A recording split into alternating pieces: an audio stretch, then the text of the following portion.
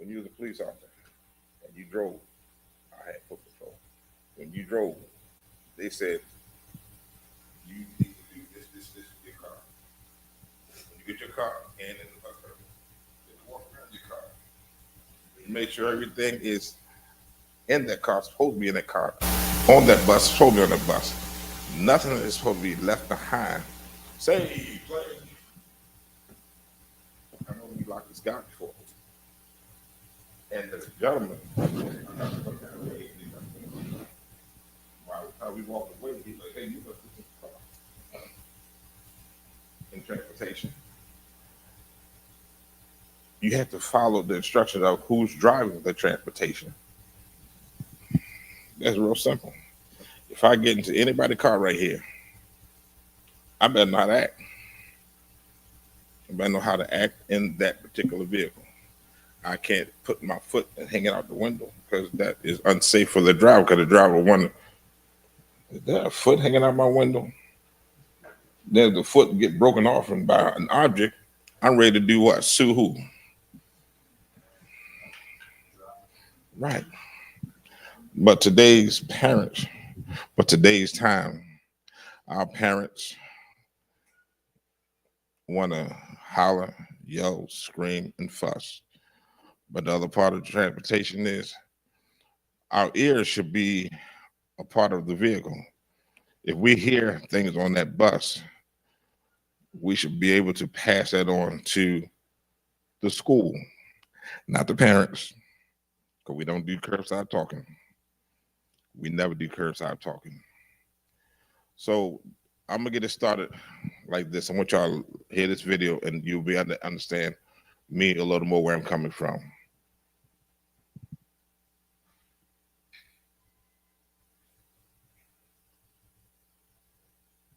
You go ahead and play it.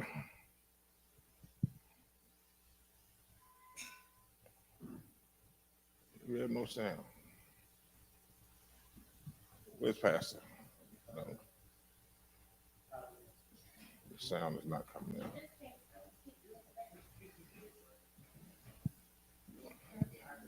While we getting started, does anyone have any questions on the direction we're going with this? Questions that you always been having in your mind about how your children act in school, their friends. Are you ready?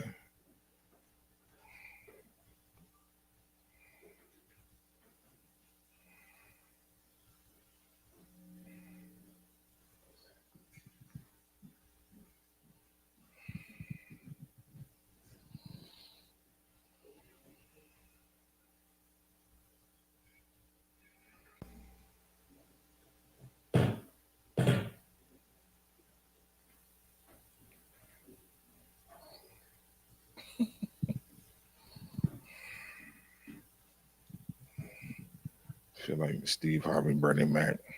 Stand up here playing with the microphone. I like my pocket full.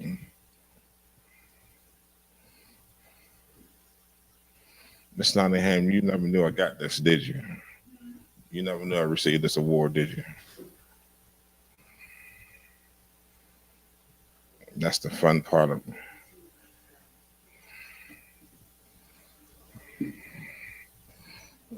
I said, cool, and they get so excited. They all want to say hi to them.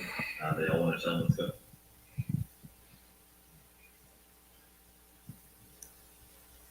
I don't know about all stuff because I'm born in the 60s. First few years, he was a bus aide for our school. Mr. Kelvin Sandoval has been a valued member at Monarch and Minneapolis for the past few years. The first few years, he was a bus aide for our school. And this year, he actually came in as a behavior support for our school. One of the greatest things about Mr. Sandoval is that he's really focused on just the community aspect in our building. Every single student in the school see Mr. Sandoval, and they get so excited. They all want to say hi to him. They all want to tell him what's going on, and they all want to give him a hug. He does an amazing job working with our kids and supporting what they need at any given time. We are incredibly proud to have Mr. Sandoval as part of our team, and he makes a true difference for our students. Congratulations, Mr. Sandoval. Thank you. This is called the Monarch Award. Only several people get the Monarch Award. Mr. Kelvin Sandoval has been a valued member at Monarch in Minneapolis for the past few years. It's the Monarch Award. Basically, the people that receive this award are teachers, coaches, principals, administration, people like that. I was neither nor. I was just on a bus doing what my job was. Sit down, don't get behind me, stay in front of me, look forward, clear the aisle. That was it.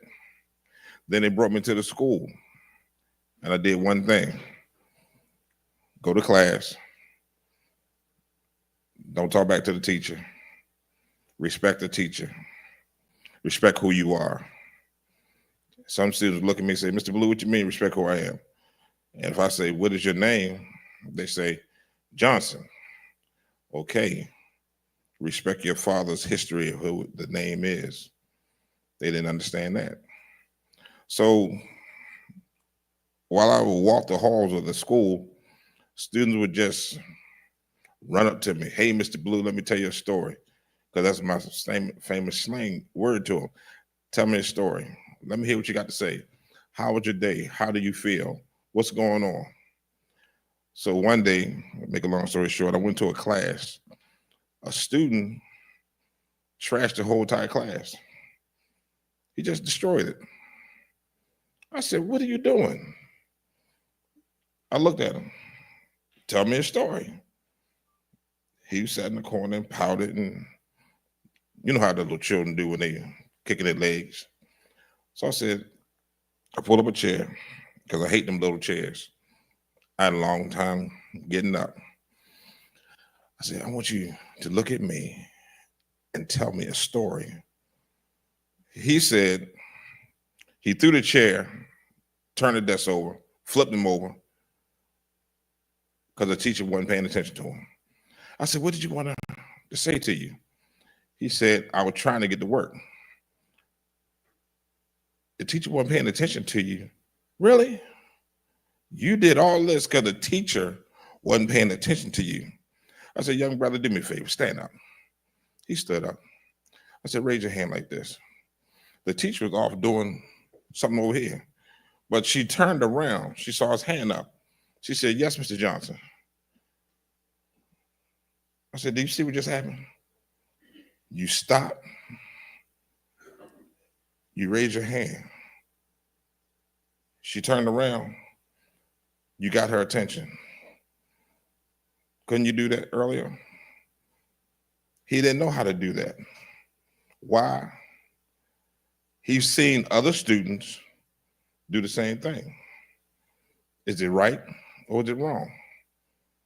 Now, I'm gonna pause a little bit because I have a student here, Mr. Dylan Scott, that actually brought us to this church, my wife and I. And I'm proud to be in here. And I'm proud of Dylan, where he has come, how far he's been, and what he's doing with the church, inside the church, outside the church. But he's one of the students that used to come to my office when he's supposed to have been in class. He came to my office. I remember one time Dylan got in a little trouble, and I saw his grandmother, his mother in there. All I wanted to do just walk in and say hi. His grandmother said, get out of here. Enough people in here already. I said, all I wanted to do was hi. I said, Dylan, holler at me later. So Dylan, I don't know how he did it. Dylan would do his work so efficient, so quick. He would always end up in my office, not all day, but half of the day. He would be in my office, but we couldn't put him out. You know why? He did what he's supposed to do. He followed the instructions of the teacher. If you do A, B, C, D, and E, you have free time. He didn't want to go outside. He wanted to be where Mr. Blue was, in my office. Now, I'm gonna let Dylan come up and tell y'all the rest of the story, because he was one of my students on my bus. and he's come a long way. Very intelligent young man. Dylan Scott.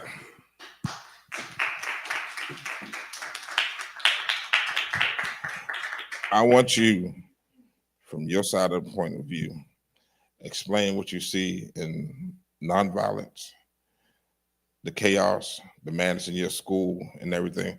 Explain from first day I ever met you up to now what you've seen, what has changed about school.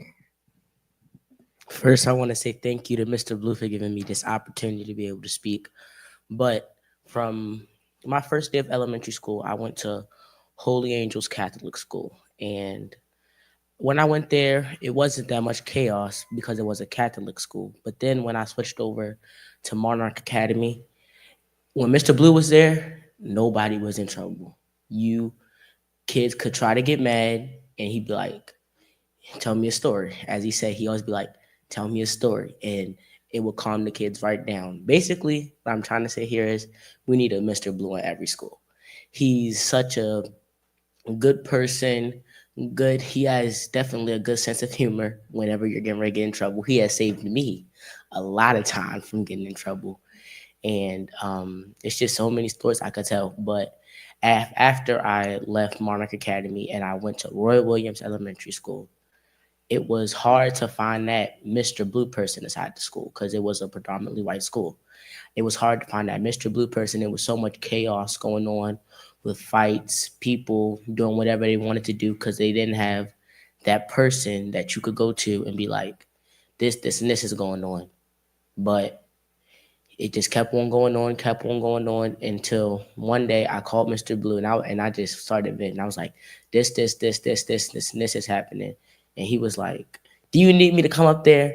Do you need me to come up there? I can get up there if you need me to come up there. And then after I was like, nah, I think I can handle it. And after that, I started making changes inside of my school, like talking to the principal. I think I had a check-in 2 days outside of the week with my principal to tell him what I saw. And now inside of my middle school, Aberdeen Middle School, I check in with my principal, tell him what I see. And I'm not saying I'm a Mr. Blue Jr., but I'm starting to become more like him because he's definitely a person that you would want to become inside of the school building. And I'm starting to break up fights and things because like I see stuff before it happens with fights on the buses, and it's just so much chaos going on in the world with just fighting, people talking about people, and people will fight over the dumbest things. And that's another thing Mr. Blue used to break up. It was fights because people used to fight over the most dumbest things. Like the other day inside my sister's school, somebody fought over an apple on how it was spelled. And that's exactly what I did. When she told me that, I just sat there and I said, you sure they fought over an apple and how it's spelled? And it was just crazy on how little stuff that people would fight about. And I feel like now, if they were more young people there, I would give them a call to action and say, maybe you try to become the Mr. Blue inside your school. Now, that doesn't mean skip classes and try to patrol the halls. But if you see something happening, tell an adult. Tell somebody that you know that you can trust that will make sure that things doesn't happen. And that's all I really want to say is just I want to compliment Mr. Blue. And you have any questions? Yeah, I have a question. When you say you instigate and try to break up fights, what is your feeling when you talk to the young people? When you say someone tried to have a confrontation over an apple, what do you feel? Do you feel that you're a snitch, as the words that everyone uses now, or mediator? Which do you feel? The fight about the app wasn't at my school, but a lot of the fights, I don't feel like I'm a snitch per se. But even though some people might call me a snitch, I don't. I say I'm being, as you said, a mediator because a lot of times my friends, a lot of times my friends, they get into fights or they're getting ready to get into fights, and I'm like, what are you fighting for? As Mr. Instead of me saying, tell me a story, I'm like, what are you fighting for? What are you fighting for? And a lot of times they're like, man, he over there disrespect me. He really finna make me mad. And I'm like, But what are you fighting for? It doesn't give you a reason to put your hands on another person over something that could be as little as over as my sister inside my sister's school about an apple. You don't need to put your hands over somebody over an apple. You want an apple, get an apple.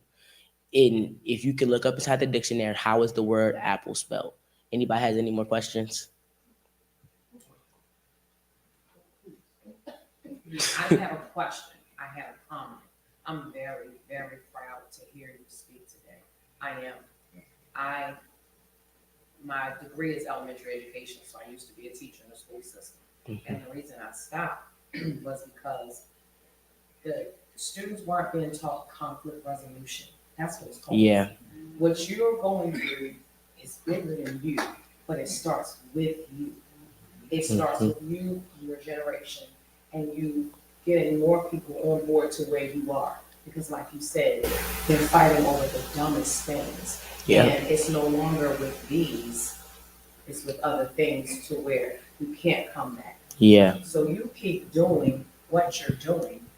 You keep staying in touch with Mr. Blue and other men that you see in your community that you know can be an outreach. And even some of the male teachers, I know female teachers way outnumber the male teachers. However, I'm very proud to hear what you're saying because your generation needs conflict resolution. You are our next president. Your generation is what I have to look forward to. So keep doing what you're doing because without you, this world going to hell in a handbasket. Thank you so much. Your question. Just to piggyback on what Ms. Queen said, I too was a teacher in Baltimore City Public Schools, special ed, and one of those few men that she just talked about in elementary education. What part does social media play in what you're seeing? Everybody's on TikTok, Facebook, and Twitter, and all this stuff. And I'm old school. I'm 56. So back in the day, if you had a problem with somebody, that's what you said. Let's go out and meet, after school. Now it's, what did you say about me on Facebook? What did you say about me on Twitter? Mama, Jerry said that, Grandma said that, Bobby said on this book, So what do you see as a young person, the impact that social media has played and the chaos that you see? As you said, as you were talking about, he said that she said, about what she said, about what he said. It's a lot of he say, that she say, and the thing is, it's this person that's being, if you guys know what messy is, they're being straight messy, and they be like, that's what then the messy person says, that's what he said, and then she tell the person that has a problem with the other person, and it's a whole bunch of he say and she say, and then when the principal get to it, it's like, so this person is believing this person, which is believing this person, which told the person, which went up to the other person that didn't even say that. And at the end of the day, they didn't even say that. And then the girl or the person, whoever it may be, gets all riled up and all mad and try to go up to the person. The person like, I didn't even say that. I didn't even say that. And Instagram and Facebook, TikTok, whatever it may be, it plays another big role in people with their activities. Like, let's say I'm friends with Mr. Blue. Miss Audrey is friends with me, but she got a problem with Mr. Blue. If she sees me and Mr. Blue together on Instagram, she's gonna be like, but I thought me and Dylan was friends. He shouldn't be with Mr. Blue if I don't mess with Mr. Blue. And then Miss Audrey comes to school. She sees me. She like, why was you hanging out with Mr. Blue? I don't want you hanging out with Mr. Blue. And then I say, I can still hang out with him. But the problem is, on Instagram, people can see whatever you're doing. And the problem is people post every single little thing on Instagram, if on Twitter too, because on Twitter/X, if I got a problem with somebody, I'm gonna go quote on Twitter, people really messing me up. I'm really mad. And then the person could take that the way that I meant it to be, or another way that I didn't mean it to be. And in school now that I don't know about the rest of the Maryland school, but in Harford County Public Schools, they had to enforce no phones, a very strict no phones, because last year people were pulling out their phones, and it helped the school out a little bit about finding out stuff, but also people used to pull out their phones and record fights, record people smoking inside the bathrooms, people doing whatever they wanted to do, and it used to get out to Instagram. And then once it got out to Instagram, the school got a bad reputation for not being able to handle their kids. And that's really what social media is for. You get to talk to different type of people, and you get to socialize outside of being in person. Thank you. One second. It's a little bit sweaty. Mr. Dylan Scott, I am moved. I felt a little tear. I am moved from what and how far he's come. He's going places. Dylan is going places. He has a good village around him. His grandparents, his mother and father, his grandmother. For Dylan, it all started right here, 574 Cressman Street, Holy Temple. And I'm proud of you, Dylan. Your grandmother, I know she's proud. She's very proud. Now we will have my friend, my best friend, a dear lady. I wish I could give you all the history on Miss Karen Nottingham, but she has passion about transportation and what we hear and do and see, and she's going to break it down so the parents and grandparents can understand the reason why we need to be listening as well as drivers on this thing. Miss Nottingham. Good afternoon, everybody. I come in amped up, so don't mind me. It's nice to see you again. First of all, I was also at Monarch Academy, and I was in administration for the transportation. And I want to expound on some things that he said and some things that he said. A part of the vehicle is our ears. We don't leave that lot without our safety equipment. And sometimes our safety equipment is just us. Because we have these babies, and some of them don't have a village like Dylan has. We are their village. For 180 days, we are the person that is consistent in their life. We are the person that makes it better for them. We are the person that they learn to trust. They see us every day. We have a consistent way. We greet them. We're there for them. We see, we hear, we watch. Sometimes we don't say anything because, it's little kid stuff. We leave it alone. But when we hear that, tomorrow I'm going to bring a knife to school. I'm tired of them messing with me. Now, back then, I could step off that vehicle and say, "Can I talk to you for a second?" Little Michael said, "I'm concerned." And Mama would say, "Okay, all right." She would check that book bag coming out that door, and we would stand there at that bus stop, and we would check that book bag. We would check little Michael down. We dang on there frisking him. And then the other little child was messing with him. I had already frisked him down.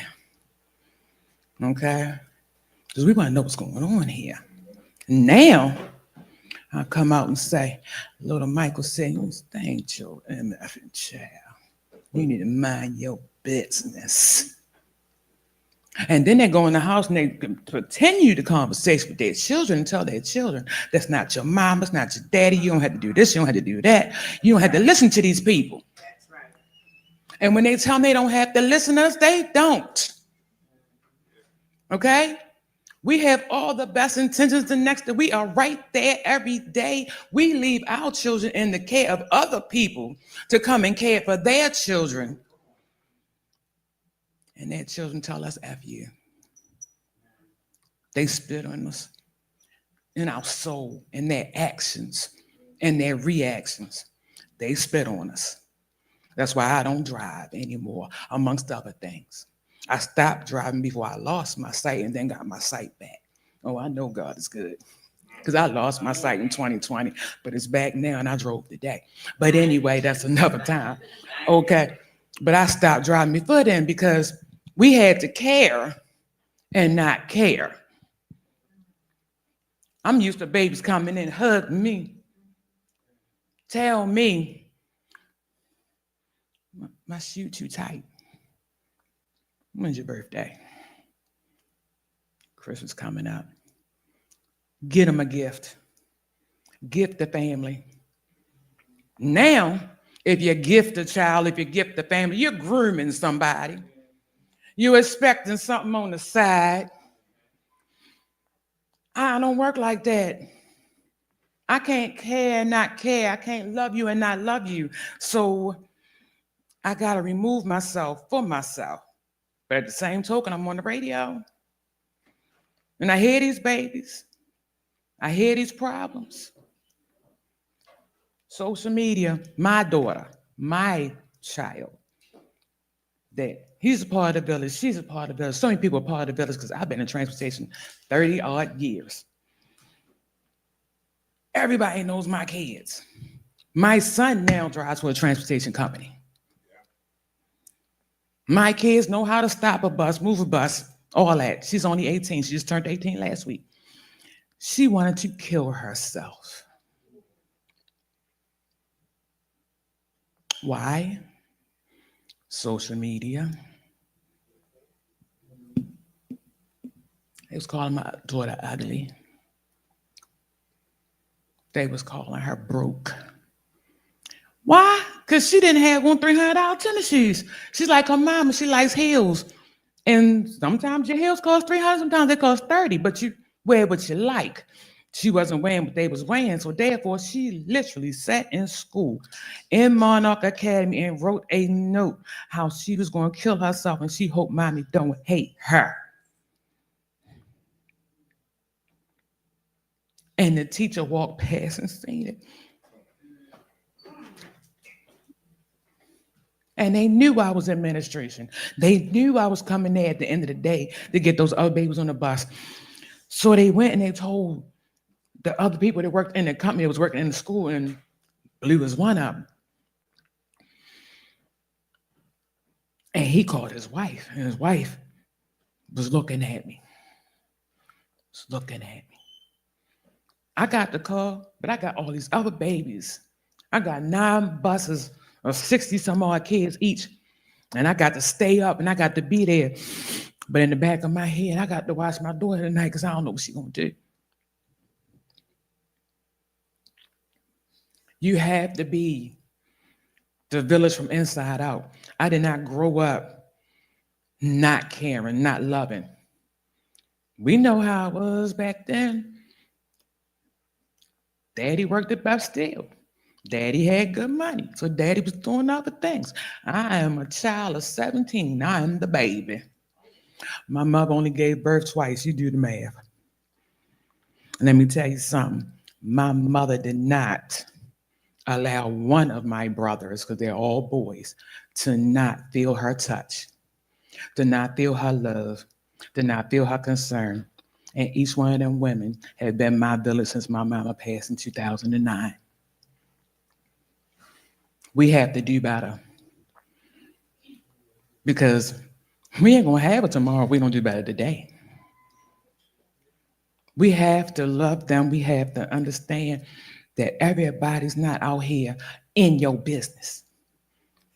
It's a great thing to hop on your bus, get your cup of coffee, move it on down the road. Everybody gets saying good morning, good afternoon, and sits down and stays down and do what they have to do. And it don't happen like that. It never happens. Like never, not a dull moment. Every day something happens.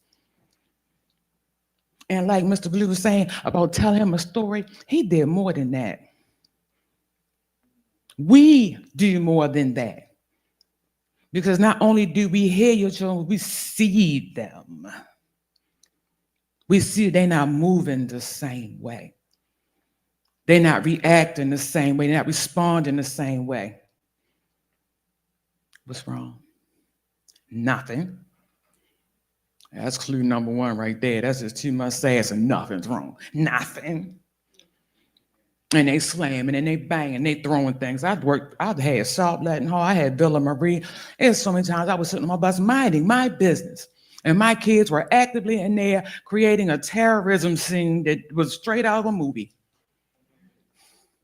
They come in, can you come get Anaya? Literally, Anaya was this tall. She was 8.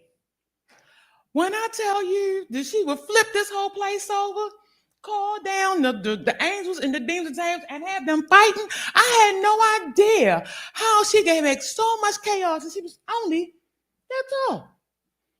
And I walk in and she is literally spinning rotisserie style in the middle of the floor like a scene out of The Exorcist. The teacher's over here bleeding. Why? Because they was in art class and they thought it was a good idea to do clay. And they done got the clay hard and she done threw this sucker and bust this teacher's face open. Oh my goodness. Oh heavens. The other teacher's just over here like, oh, watch out, stuff is flying. Get up. Get up. Because if you act like an animal, they're going to treat you like one. It used to hurt my heart to see the ambulance come. And they got that gurney and that white jacket and that white bag to wrap my babies up because they was my property. They were my children. And each and every one of them still remains my children because they were my wards to take care of, just like the ones I birthed during those 8, 10, 12 hours. To see that ambulance come and wrap them up like animals and drag them off to an undisclosed place and they screaming my name. So don't think that just because that's our job, we're okay with it. Don't think just because that's just the bus driver. That's just the bus aide. That's not how we see these babies. We love them because they don't pay us enough. There's not enough money to be a teacher, to be a bus aide, to be a bus driver, to do transportation. There's not enough money because as soon as one of them, let me tell you, I get a call like this, and this is where my heart stops. And the money don't matter. I'm calling from Monarch Academy. We got a little issue. We looking for a pre-K kid, so, and we don't know where she is. And I get on that radio and I call all my buses. I need everybody to look for little Elizabeth Johnson. She's a pre-K, light skin, curly hair, has on a blue jacket, so. Look, walk your buses. And everybody says they don't have her.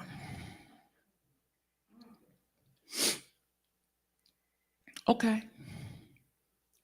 Look again. Now the driver has pulled over and the driver and aide are looking and they under the seat and they checking and they don't have her. Now their route's finished by 5:30 and we still don't have her. My buses are clear. They're empty. They're on the highway coming back. No kids nowhere and we still don't have her. My drivers and attendants know I'm upset because there's no more joking on the radio no more. I don't have nothing to say because I'm on the phone trying to find Elizabeth. 7 o'clock at night comes. It's dark. And this is a real story. 7 o'clock comes. The police call me. Did y'all make sure that child's not there? I'll come down to the lot so we can look on the buses, but they just said child's not there. And we're on buses and we have cameras. We're looking, child's not there. 9:32 p.m. Elizabeth is at her little girlfriend's house in the backyard eating a bag of Doritos, cooling it. Then gave all us a heart attack. We just bus drivers, right?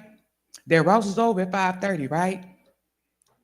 Tell you right now, when I got on that radio at 9:30, all of them said, copy, we can go home now. They were still there. Some of them had went back down to Annapolis to go check the neighborhood. Don't think that your children are not cared about, but it starts with you. If you tell them they're not cared about, they're going to think they're not cared about. It's nothing like walking into a bus that's full of confusion, it's full of chaos. You say, ladies and gentlemen, sit down, and it stays chaotic. You know why? Because they have never been called ladies and gentlemen. Sir, ma'am, they don't respond. This is church. I can't say what I want to say, but you know, the next thing is, watch this. You little so-and-so and such and such, and the whole bus gets quiet. Why does the whole bus get quiet when you are indignant and you call them out their name? Because that's what they hear at home. That's what they hear at home. And we don't think about that. We will come in there trying to be respectful, trying to be you're doing all these things they are not used to. So you have to know who you're dealing with. Not that you're going to sink to that level, but you're going to grab their attention and you say, really? My favorite term is really? That's what we're doing? You rather be a little so-and-so instead of a man or sir? You rather be that instead of a little queen or king or prince or princess? We're not going to do that. Look, okay, today we're going to learn something. And today we're going to learn that you are sir and you are ma'am. Now, tomorrow when I get on this bus at this loud, when I say sir and ma'am, y'all going to turn around because you are no longer a little so-and-so. I can tell you from personal experience, I grew up in a verbally abusive household. I grew up in a physically abusive household because my father didn't know no better. There's a lot of parents that don't know no better. They are just carrying on what they grew up in. He was beat every day. He was called out his name every day. So he thought if he wasn't doing this or that, he was a better person than his daddy. But he still was your little such and such. Okay.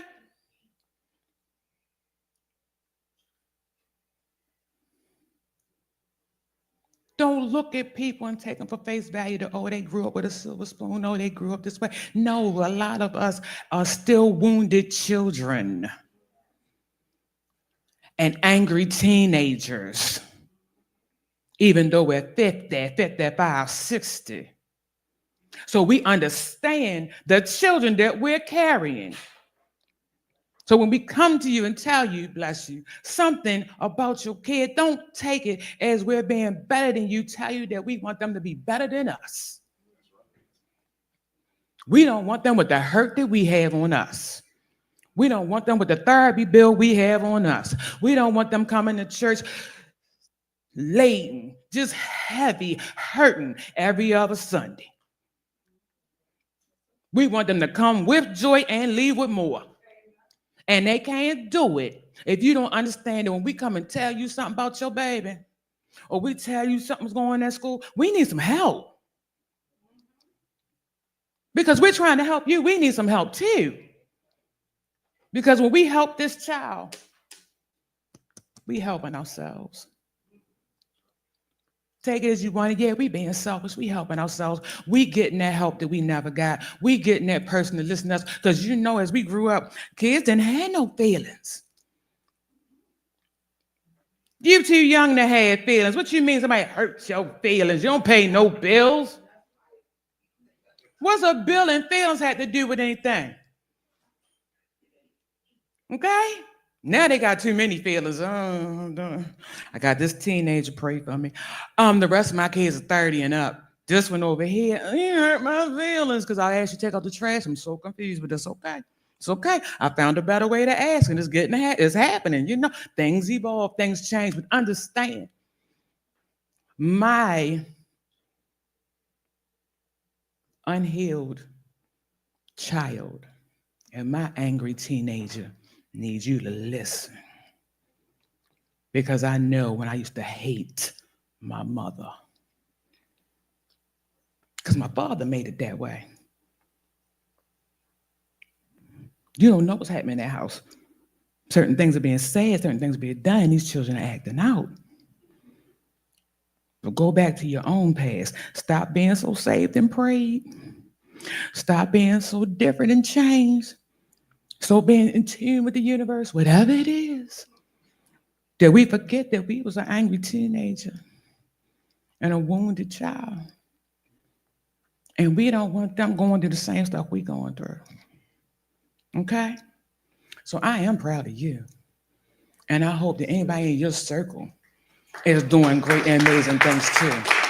Because conflict resolution is a big thing. That social media thing, I think it's a wonderful thing. I got kids that's in the service and they in Hawaii and they in Japan. I get to see them. But this posting my food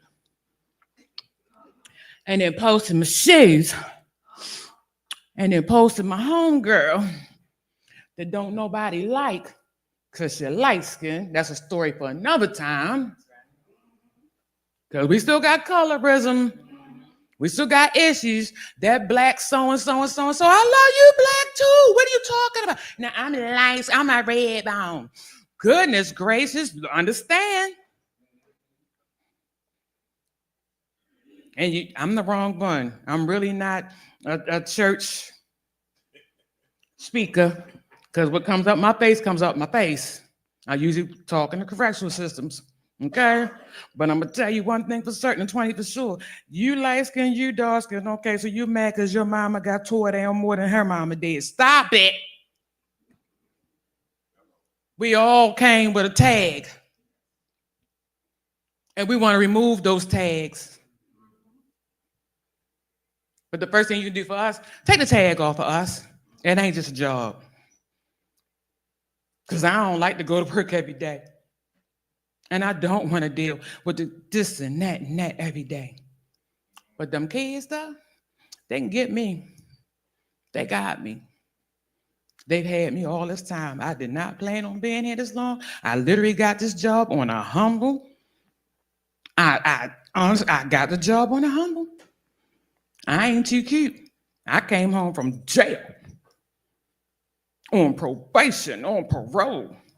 I had a job interview and the school bus didn't pick my child up. And I missed the interview. I'm taking my cocky self up to this company because they got me messed up. And I goes up to the company and they say, "Are you driving?" I thought they was gonna get smart with me. I was ready. Yeah, I'm driving. Why? Have you thought of driving a school bus? Excuse me? Didn't I just tell you that I just came home from jail? Mm-hmm. Didn't I tell you? Uh-huh. Have you thought of driving a school bus? My dad's a diesel mechanic and my mama never left a baby untouched. Best of both worlds, yeah. Okay. 60 days later, I'm driving a bus. 3 decades later, we dispatching buses. 3 decades later, I'm going to their proms. I'm going to their meeting places. I'm coming to churches like this, whether it be a small group or not. Don't be discouraged that you have a small group. Don't, because who need to hear is here. Okay? Who needs to hear is here. And who needs to find out, they're going to pass it to. So don't never be discouraged behind a small gathering, because a small gathering is intimate, it's cozy, and they right there for it. Large groups, you get lost in it. Somebody's in their phone, somebody's phone ringing, somebody not paying attention. Everybody right here and they're glued in. And they appreciate the effort and the time and attention that you took to get us here. Because he's from Aberdeen, I'm down the street at White Marsh. These people ain't around the corner. Everybody's all over the place. So we said, look at here, this Saturday, we're going to be in the house of the Lord, helping these babies out, helping whoever needs us. And I can't deal with 100 people at a time, but I can deal with 1, 2, 3, 4, 5, 6, 7, 8, 18 people at one time. I can deal with it. I can send out a group text. And remember everybody's face to come back with the name. Now with 100 people, I'm not. You know I'm not. Email me. I'll get to you within 72 hours. So get out your feelings, because I know you. Keep him out his feelings. Because we didn't work too hard to be good. Too hard to be different. Too hard to make a change, be a change. Okay? So don't be discouraged about that. Because we're going to do this again. And I see it. It's going to be going to have to get a little, yeah. Because there's going to be some folks. So I'm going to have to keep this microphone up here so they can hear everything. But understand, when we come to you, we say something about your babies, or we say something to you, and this the last thing I want to leave with. If we come to you and we say that we see something, or we notice something, or we heard something, a lot of times it's not for the kids. It's for you. It's for you. Because we see those parents yell at them kids. We see them push them out the door while they still zipping their pants up and haven't eaten. We see, and we trying to get past them to the parent. Because we got to get down inside of that machine that is the village. Everything in the village works just like the universe in a constant circular motion. If you go into the company and you see the giant machine, and this is the giant machine that is transportation, this is the giant machine that is children, this is the giant machine that is social media, and this is serpentine belts, it's everywhere way. Down in the bottom of that machine, it's just a little wheel going around and around. And there's something at the center of it. That baby is at the center of that. And that baby don't stay a baby. But that circle keeps going around. And every time that circle goes around, it needs to be picking up something. It needs to be gaining some momentum. And it gains momentum when it comes to us. He came from elementary school and he met Blue. He's in middle school now. He's being Blue. Okay? Think about it. He's in elementary school and he meet trash. Where would he be now? He come from elementary school and he meets indignation, don't care, shut up, get out my face. Don't make me write you up, don't make me put you out of school. Hatred, anger, disgust, don't want to be here. Love, support, understanding, communication. More love, more support, more understanding, more communication. Looky. The president of 2045 is.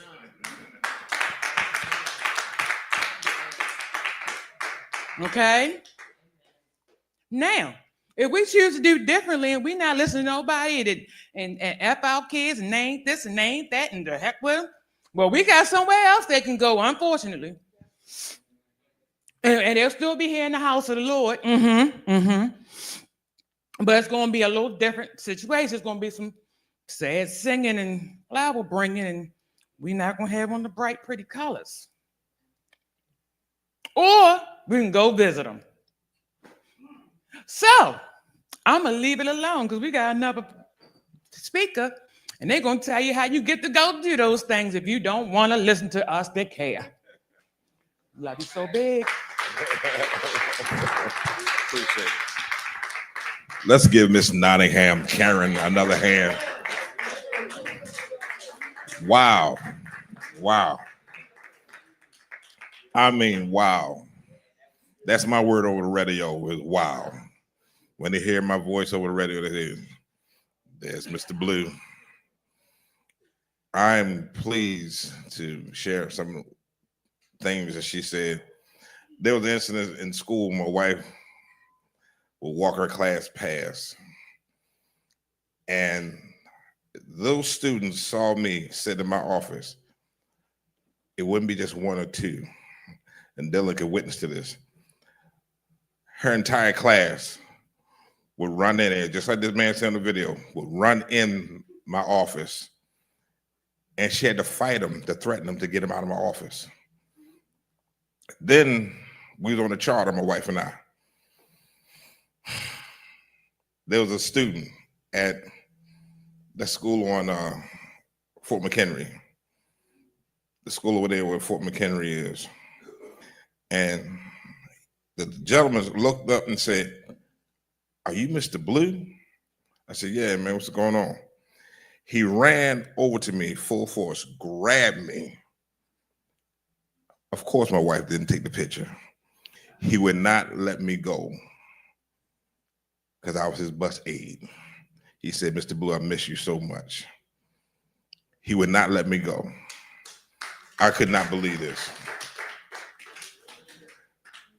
Now, as we speak today, another one of my students that was on my bus, now he works for Driven Group. He looked up, he was up on the deck. He said, "Mr. Blue, is that you?" I said, "Yeah, what's up, young brother?" He said, "You don't remember me?" "You look familiar. I was the one you used to make sit in the front of the bus." I said, "Oh, really? You rather tall. You got hair on your face now." Now, I'm gonna flip the coin. Should I go to the law? My wife said, "Go to our school teacher." You have a lot to come behind. Now, this is Miss Megan, one of our members. Let me give you a little story about her. One day, her daughter, Zoe, I call mine and little mama, had an issue on the bus. And I broke the rules. As dispatch say, Karen say, we're not supposed to do Curbside Baptist Church, but her daughter was in such traumatic stage. I walked over to her, said what I had to say, and she looked at me. "What church you go to?" I said, "I go to," like Dylan say, 574 Pressman Street, Holy Temple Pentecostal. She said, "You're Pentecostal?" I said, "Yes. Here's our address." Now she's a member of our church. Miss Megan. Thank you. Yes, so Mr. Blue is the reason I am here at Holy Temple. My daughter, Zoe, she went to Monarch with Dylan, and I'm in education. I teach 9th grade in PG County. They do not have the cell phone ban, and they refuse to do it. So me and other teachers in my department, we decided we collecting phones during our class. So we stand at the door with a bag, and they have to put their phones in. Of course, they lie and say, "I don't have my cell phone today." And you walk around the class, "Oh, you're a liar now." So that speaks to your character. So now I can't trust you, to be honest with me. So we have to be a little creative in our teaching so that they will get the materials. We have children that cannot read and write in 9th grade, cannot count change, cannot do multiplication in 9th grade. And we're like, okay, how are you going to make it in this world if you don't have the basic skills? You can't read a contract, let alone sign your name. So they don't even know how to put the right amount of change back. And it's really dire. But with the violence, it was a fight in my classroom on Thursday. It took 3 adults to get this little girl, like you said, the little one, off of this child. 3 whole adults, 2 men and a woman. And I was like, I'm staying outside the class because last time I got hurt. I'm not getting hurt this time. But they come with so much anger, and you could say one thing and meant it one way, and they go from 0 to 100. So you have to have some type of compassion, empathy, sympathy when dealing with them. And of course, everybody wants a hug. I have kids looking for me all day because I hug my children. They say you're not supposed to, but if they need a hug, if that's going to help them get through the day, baby, what's wrong? And I have one student that I have not seen in a couple of days, and I know his father is abusive. He broke his Chromebook. He said he fell down the stairs, but the way that thing was tore up, I was like, we need to check on him. I've had students show me pictures of their mom in their phone with black eyes, and it's a lot. One child is prostituting herself, and everybody knows it, but she's not in her mom's home. So it's like, how do you help the children? Because they have so many things that they're dealing with. My school is 50-50 Hispanic and Black. So we have Hispanic gangs where they actually came in the school with the uniform on and jumped somebody. So it's a lot that they're dealing with. It takes a lot of prayer and covering these children in the blood. But after you do that, you got to have some empathy. You have to try and make them feel like your life matters. Your decisions can be permanent. Is one child, I had to pull her to the side and tell her, I am upset with you. It's 3 different boys came to me about her. And I was like, what are you doing? This could be permanent. You could walk away with something that you can't walk away from. And she was like, what? I had to, because if I don't say something and I know, then her friends are like, yeah. This one boy was like, yeah, I got 5 bodies. I'm like, oh, Jesus. And we had a conversation about protecting themselves, and they don't believe in protecting themselves. And I keep telling them, you can walk away with more than just a baby. You are making decisions about your life because there are things you cannot walk away from. So I've called, I've texted, I've set up meetings, and the parents are not showing up. They are not responding, and I don't know what else to do. I've made it where if you can get your parent in here, you can get a free homework pass. We do it Chick-fil-A cards, and the parents are not responding. And how do you ask for help if they're not trying to even return a phone call or a text message?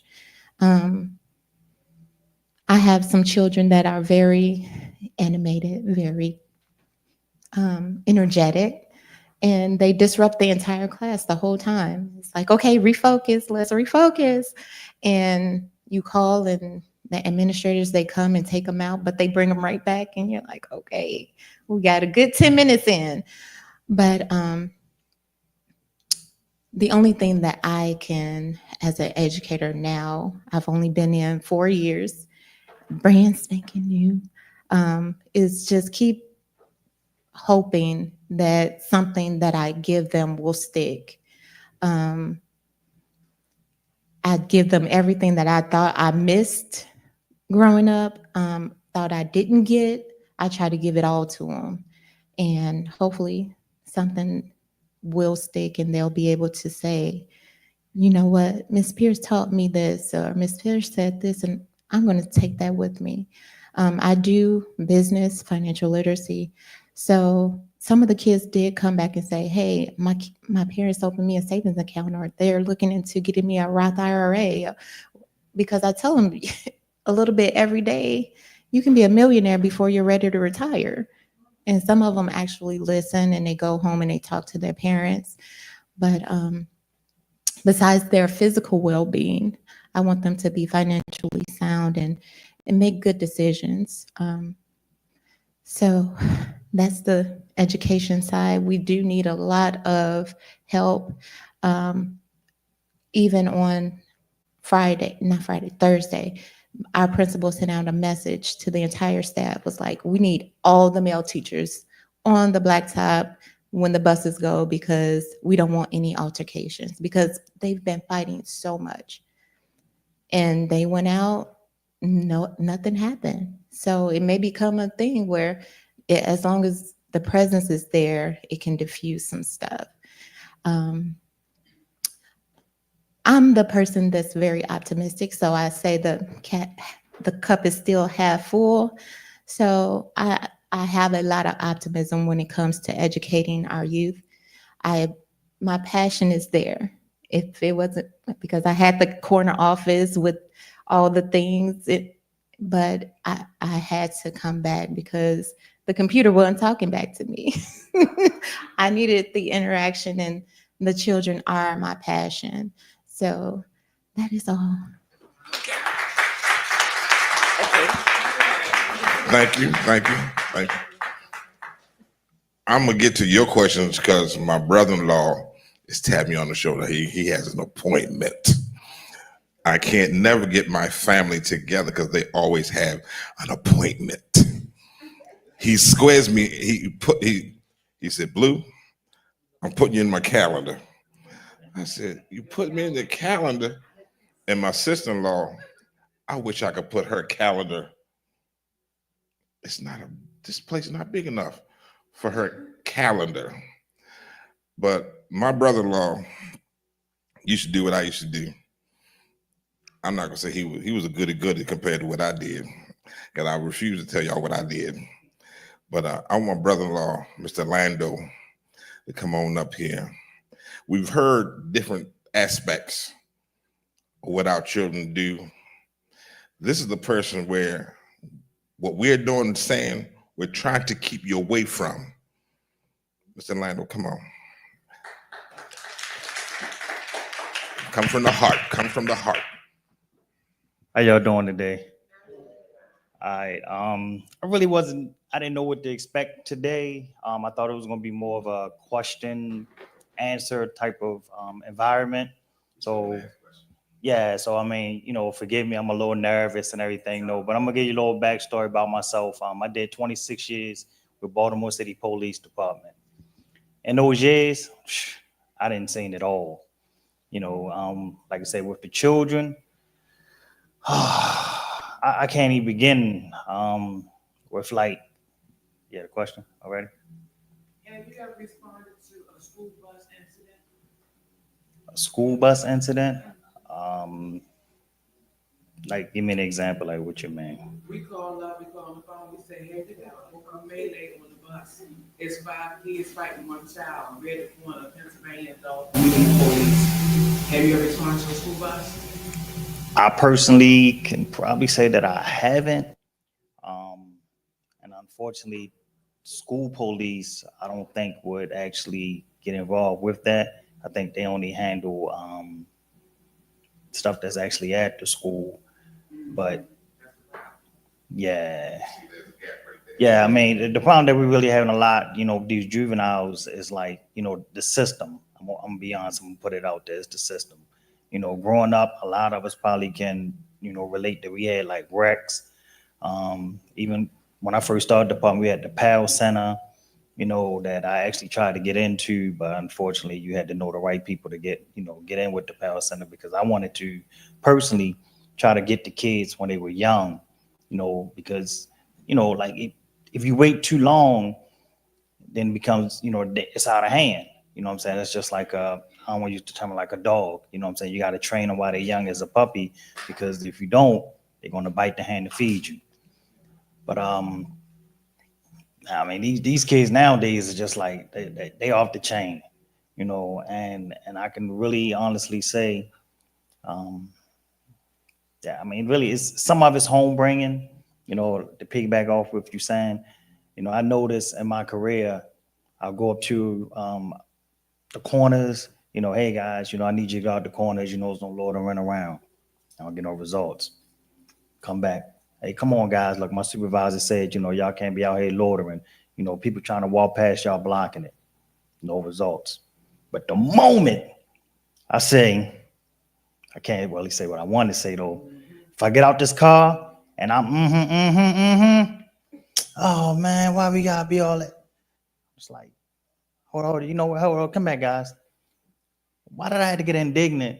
You know, call you out your name and just to get the results. Sometimes you might get like, oh, you right, officer. But it used to like hurt me, that I actually had to like get out of character to talk to these kids, and then I used to like realize some of it is the parents. Right before I retired, because I retired back in 2021 from the Inner Harbor unit.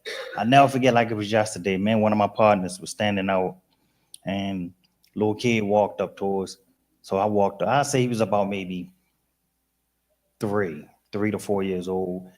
And I bent down. I said, hey, what's up, little fella? So he looked at his mom. Said, go ahead and tell him what I told you, what I taught you. I said, what you guys say, little man? He said, F the police. I looked at my partner right now. Did you just say that? So she grabbed his hand. That's right, baby. Whoa, wait a minute. You're still in pull-ups and you teaching him to say F the police? Wow. Okay.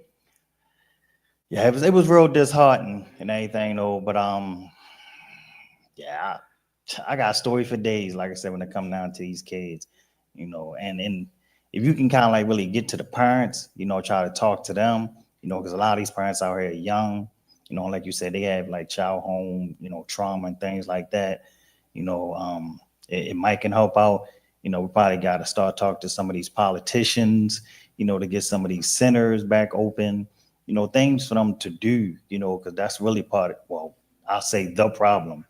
I grew up in Baltimore City, Emerson Village, and some of these kids, they got to realize, and I commend you that you got to stand out.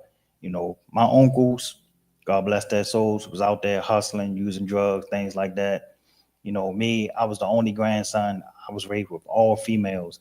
Go outside. I tried to be that little corner boy, but I ain't gonna lie, I didn't have a heart for it. He was out there hustling. I stand there. I wasn't selling, but police come, I'm gone. My buddies, seen them getting hauled off and everything. So one day I think I just took the test for like, and giggles, poops and giggles, wind up passing. I said, you know what, maybe this might be a sign, So I got in with the department, try to start making some changes. I'm glad I didn't come back to the neighborhood, that I grew up in, because them same guys to this day, and I'm 50 years old, some of them still out there on the corners, either on drugs or still out there trying to be a hustler, or they unfortunately, they got their name up somewhere on the wall, rest in peace. With any job, I would say with the police, it's good and bad. You're going to find your good and the bad. I'm going to toot myself on the horn. I wasn't one of the bad ones. Like I said, I made it 26 years, never had to shoot nobody, never been shot at, which is good. I was a field training officer, so I did get a chance to groom, some of these new officers that, came behind me. And I think I did a pretty good job, because I can go back and look, some of them actually made supervisors. So I must not have been too bad. And I wanted to be the field training officer to where I'm not going to tell you to do something that I wouldn't do. I'm not going to just be the type of field training officer, some of them that I had that say, oh, you see them guys on the corner, get out there and see what you're going to do by yourself. No, we're going to get out there. We're going to go out there and talk to them. It's about respect. Some of them, like you said, you can talk to, some of them you can talk at. But I don't know. I wish we had more kids here, so we can actually, really find out what's ticking, and get to the bottom of these things though. But yeah, yes, ma'am. Do you think that a lot of the problem is that, I remember when we were growing up, there were police officers that came to the elementary school that talked to us, and there was one lady, her name was Miss White, and all your parent had to say, if you don't act right, you gonna go see Miss White. And we grew up in the Gilmore Homes, okay. And so I think it's 107, I don't know what these schools are now. But, so our parents taught us to be afraid of the police, but not in a bad way.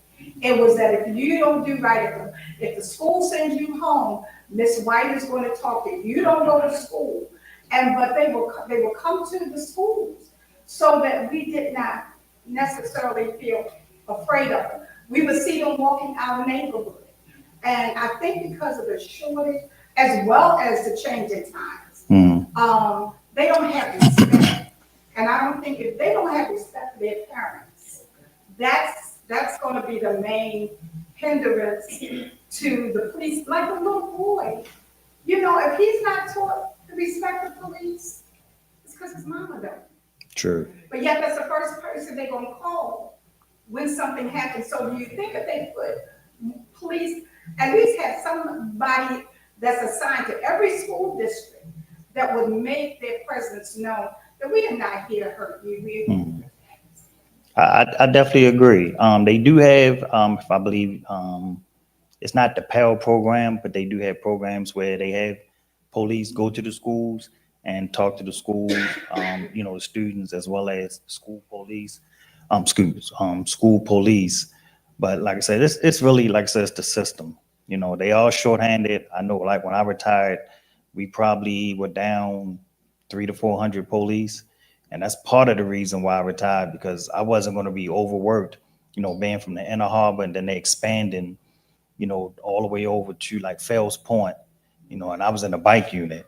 So yeah, it was good exercise, but to ride that bike from one end to the harbor all the way over to Fells Point, you know, it was just like, nah, you know. And then, I mean, I hate to say I'm part of the reason, you know, them kids coming through Digital Harbor, you know, I'll be standing there and, you know, hey, how y'all doing? You know, and then they say F the police, you know, and then, you know, sometimes I would stoop to that level. My mouth get a little reckless and I say some things back to them. But then after a while, it was like these kids and they don't know no better. Yeah.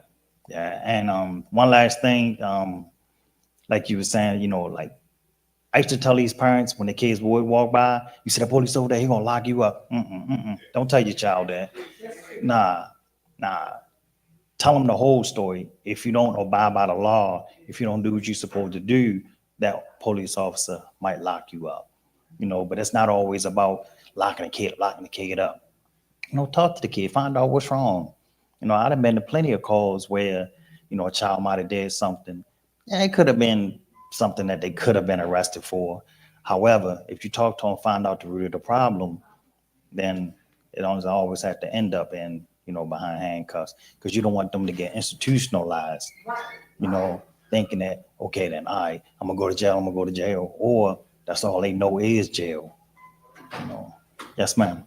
You were mentioning that the rec centers are not open, and I know it's part of funding, but I'm thinking, would they have the same problems in the rec centers that they have in the schools and on the school bus? And so are we just taking the same problems to a different place? That's a good question. I mean, they probably would. However, some of the rec centers, you know, like I said, with the PAL centers, you know, that were rec centers, they had police officers in there. So it was a little more enforcement, I would think, you know, that would be in there. The ones we went to, the ones that were assigned there, they first volunteered and came in. So it definitely made a difference. It definitely makes a difference on the staffing, on how many people are going to give their time and energy to the kids. Because I transferred to Palestine, where they came out fighting like West Virginia school. My daughter was able to come in and tell me, hey, so such. Oh, they did such and they did this, and they did that, like they knocked down the conflict resolution no time. Right. They would just come in and actually meet the other parents. They went to transport parents. They weren't playing. So it all depends on the staff and how to mitigate. Yeah, conflict resolution is definitely a big thing that these, you know, these kids have to understand, because it's not always about going to get a gun. Because once you pull that trigger, there's no turning back. You can say I'm sorry all day, but you know, that's not going to bring that person back. Yes, sir. With the lack of accountability, right? for a lot of these children, that they don't fear consequences. Correct. I grew up in New York City. I didn't have to worry about the police, whatever. My mother had a good left foot. So I was more afraid of my mom. And it was crazy because as I got older, I had to have this conversation with her. Mom, you was hard, she was strict. She told me one time, she said, your constitution stops at the threshold of this house. I You agree. have no right to let the right side give you this house. So, and when I spoke to that, I had to make you more afraid of me than the streets. Because I'm raising a man, so I'm raising a woman. And it's only me in it. So I got to make sure that you're more, I got to be worse than the peer pressure and the whatever. But what we're seeing now is these kids, they can go out, do whatever they want to do, and they don't fear anything. No They don't consequences. fear any consequences. Mhm. They just, they get arrested. Somebody comes, picks them up, and then the same day, they get arrested again. As law enforcement, speak to that, please. What about lack of consequences, what you saw as law enforcement, what can be done? Speak to that. The juvenile system is, like you said, they come in one door before the end of the day, before my paperwork is dry, they right back out. I would unfortunately have to lock up a child, call a parent like, well, I'm not coming to get him. Then guess what? Now I got to call the parent back and say, well, if you don't come get Lord Johnny, we're going to arrest you for child neglect. So yeah, it's no accountability. This form that we have in definitely should be something where we can talk to, like I said, the higher ups, the politicians and things, because they're the ones that could definitely make more of a change, than anything, to be honest. But to piggyback, to what you said, that's funny because I can honestly say my mother has never said, I'm gonna call the police on you to do X, Y, and Z, because she put the fear of God in me at an early age, And I think if some of these parents could go back to that, we might not have too many problems. Deal with the consequences of your child talk back, smack him in the mouth. I'm gonna call the police. Okay, go ahead.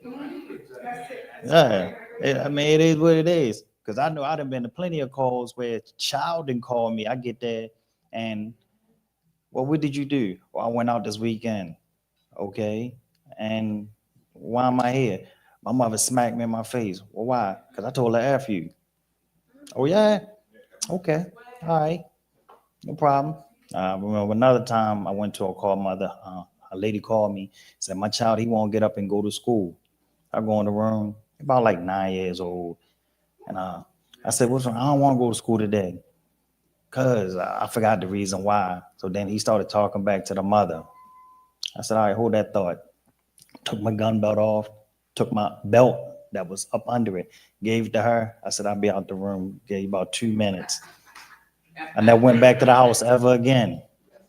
Yeah, so, And I think that started an issue years ago. Because kids were told, if your mama hits you, call 911. My mother said, you have one time to call 911 because when I beat you, I'm beating you out of love. When the police beat you, they don't know you, so they gonna beat you out of fear. And so she said, if they come, they taking you with them. I'm gonna still be in my home. So we never had that. And then we were brought up in church. Right. So that was foundation. You don't mouth off. If you want to live long upon the earth, you're going to be obedient to your mother and your father. So we grew up with that. But then when the law said you can't correct your child, the first thing that some of these kids said, you can't hit me. You can't hit me. And I think if more officers that are called by children, now there's a difference between a spanking and a beating. I was just about to say it's a difference. It's a big difference. Yes. And so an officer can tell abuse from just correction. And because once they get in jail, they're gonna get beat worse than that. So I think that if we get them where they know they in better shape, staying home with your mama and listening to mama. Because like with us, finishing high school was no option. You going to school every day. I don't care if I'm home, if I'm working, you getting up and you gonna be at school and the teacher better not call. And so I think that it starts with the parents. Right. Like I told when Sister Megan was talking about the teachers, when a teacher called me, I said to my child, the teacher has too much to do to make up a lie on you. So if the teacher calls me, I'm gonna believe the teacher over you. So if the parents take a stand like that, the children have no legs to stand on, because, oh Lord, I'm gonna be in trouble. And my husband, he was like, if I take your computer from you, if I take your phone, you may never get it back.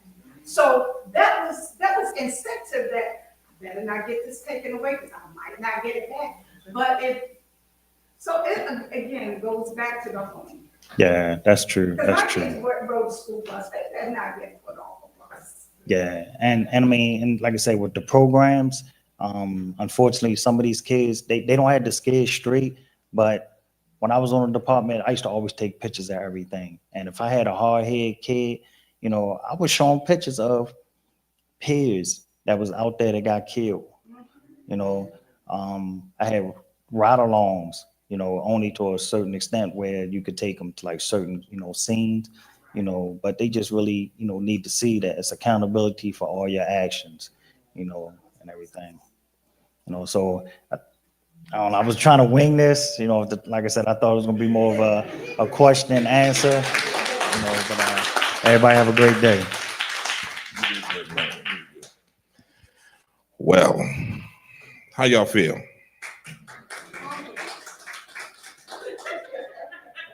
Okay, I apologize. We didn't do Chick-fil-A. I appreciate you, Lando. I appreciate you. I appreciate everyone that has had a conversation. And I'm looking in this room. If my wife don't stop giving me directions from the floor, like I don't know what I'm doing. Because I'm pausing for a second because I'm looking around. I have several different types of educators in here. Professor, coach, transportation, another professor, high school. We have a wonderful village in 574 Pressman Street, Holy Temple. We have something exciting here. And I'm hoping and praying that our children of this church will get a chance to hear this. Tiffany, I'm gonna call you up here in a minute, because you if you see what Dylan said, you have tears in your eyes. You and Robbie, y'all have done a tremendous, wonderful, wonderful job. Not taking away from them for you, but the parents, because grandmother will do this, but the parents, when I get you home. Now, with my buddy that walked in here late, but he's here. But I guarantee you, if his players were late, he gonna say something, even though he got the Lakers jersey on. I understand. Mr. Derek, I done fired him as a buddy so many times. It's unreal. Come on up, Derek, while I introduce you. It's a dear friend of ours. He's been around. He is another part of the village where we're trying not to have our children go and end up. Because I don't want no children that come under my voice, under my eyesight, end up where people he had to talk to. I don't want none of you end up like that. Before I see you out there in the corners with the hood on, the mask on, and just stand there with a phone, I'm gonna knock you upside your head and ask you, why are you here?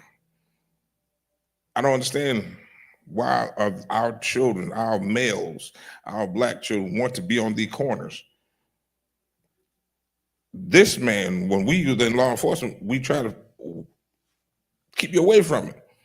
But it's like, man, that corner life is good, man. Oh, that was a bullet. Oh, but I'm still staying here. When transportation, I've heard Karen on the radio, because the driver and the aide doesn't have control of the bus, she has to come on the camera and scream. She never had to do it in my bus, I want to say. I'm not bragging. And there's a witness. I'm gonna say this, come over here, man. I was in the courtyard of Monarch Academy. It's 12 buses pulled up there. 8 of them buses, the children wasn't acting right. I got off the bus, my bus, stepped up on the bus. Mr. Blue's on the bus. Do I need to stay on this bus? No, Mr. Blue, we good. The driver looking at me. 8 drivers looked at me like, what is it about you that they're listening to? It's plain and simple. Children need to follow instruction. Am I right or wrong, Dylan? He's a witness. When I walk in, just like he's the coach, when he's calling in plays, and if he's oh, he don't have no hair. When he's scratching the hair on his head, because he's asking, who told you to do that play? Who told you to stick your head out the window? It's all about following instructions. Because when the child stick their head out the window, I remember Karen, the first thing she said, you stick your head out the window, there's a tree branch that's gonna smack you. And I've seen a child arm out the window like this. And I said, get your arm in the window. As soon as they did that, a big branch came inside the bus. It's ridiculous. This is Mr. Lawson, Derek. I'm not talking to him right now. Okay, you can't. They're going to ask you some questions. And I want you to give your spill of why we don't want our children coming to the part of your office where you sing. The floor is yours. Good afternoon, everybody. Let me tell Mr. Blue why I was late. Out of 7 days, 6 of them were children. I coach basketball on Saturdays. We're actually getting ready to enter into our season. But I was sitting in the back and I was asking God, give me something to say. Because, Blue called the last minute. But I've been knowing about this for a minute, but didn't know, like my brother, what to expect or what was going to be the podium for the platform. But as I looked around, I heard what you said, what my brother said. A lot of the things we're going through, and first let me start here. The reason why this small group is here, because this is who God wanted here. This is who he wanted here. We all have a different mission to do. We all have a different mission to do, so continue doing what you're doing. From my experience, I've been now working in Baltimore City Public Schools since 2010. I've been out at New Era.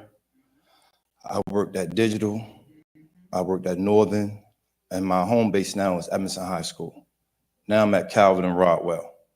So a lot of the stuff that we're going through and what we see is because of the system, the government. They don't care. They don't care. Like I looked at the code of conduct for the school system. It's no code of conduct. It's what they put in place. It's financial business is what I call it. It's financial business. That's why it's the cycle of what's going on, the events of what's going on. I'm 54. I watched a young kid get murdered. I was, matter of fact, one of the first responders at Emerson High School with the Popeye situation. He was one of my students. He was one of my students that I had got into his head so much because I don't play with him. I'm old school. I was raised by 3 women. They ain't play with me, so I ain't gonna play with y'all. The morals and principles that my mother, my grandmother, my great-grandmother put in me, I carry them to this day. Respect is my #1 code coming into the building. I let them know, listen, I'm not your mother, I'm not your father, but you're gonna respect me. And you're gonna get to know me. Because as you begin to respect me and get to know me, you're gonna see that I'm not that person that you think I am. I'm here for you. I'm here for you. I've been a contract worker for Baltimore City through Bishop Stanfield for New Vision Youth Services for 6 years, and now I'm a city employee. So I just look at what God has taken me, because I used to sell drugs in this very neighborhood. I used to be right on McCabe. I used to be McCabe East Baltimore. I used to be right on Myrtle Avenue and Bruce Manor. But after going to jail, after going what I went through, I think that God just put me in a vision of, I'm gonna take you through this because I need you for something better. I'm gonna take you through this because I know what you're gonna do in the future is gonna be something better and stronger, and you're gonna be one of my strongest disciples. And that's just how I looked at it. Even when I went up for my job for Baltimore City this year, I'm sitting there talking to Human Capital. The brother was like, man, you're wrecked. I was like, yeah. I said, that was a young me, a foolish young me. I said, what you see today is a grown man. And he gave me the job. He gave me the job, and I told him, I said, I'm not gonna let you down. I said, if anything, I'm gonna be a PowerPoint for you. So now my title went Calvin Rodwell as student life coordinator. So I just took that home and just dissected it. Student life coordinator. You can call me Coach Derek all the time. That's my title. But the title I got now and where my principal was taking me is because a lot of the struggles we're having in school is definitely coming from home.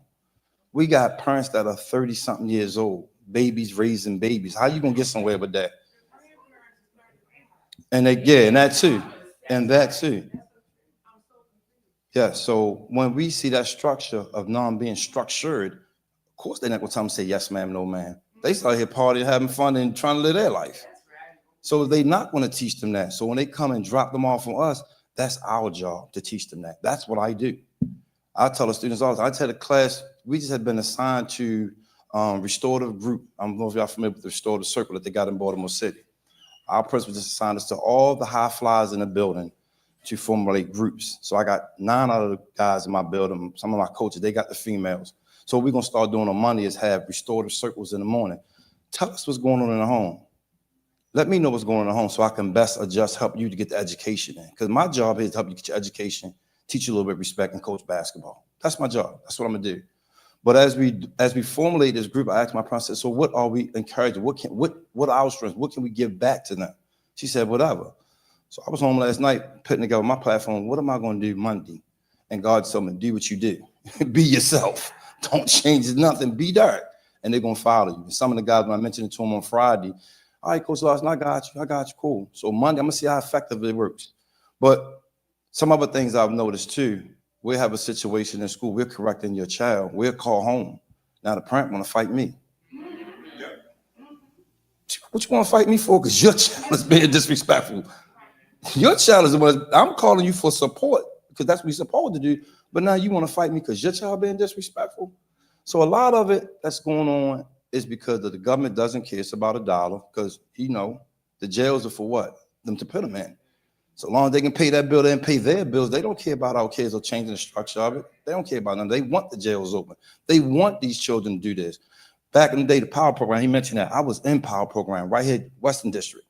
We had that going on. And at a young age, I went through that just to get education on it. Glad I did, because now I got the education on it. So some of these guys are not, that's on the corner, they don't understand what that program is about. They don't care. The next thing, our children are so gravitated to what they see on this telephone, where my phone at? On this, that's why you now seeing them with the Under Armour on. 70, 90-degree weather outside. They walk around total black with a face mask on and Under Armour gear. So in our school, we got a phone policy. You're dropping your phone off in the morning. If you don't drop it off, it's going to get taken. My team don't play.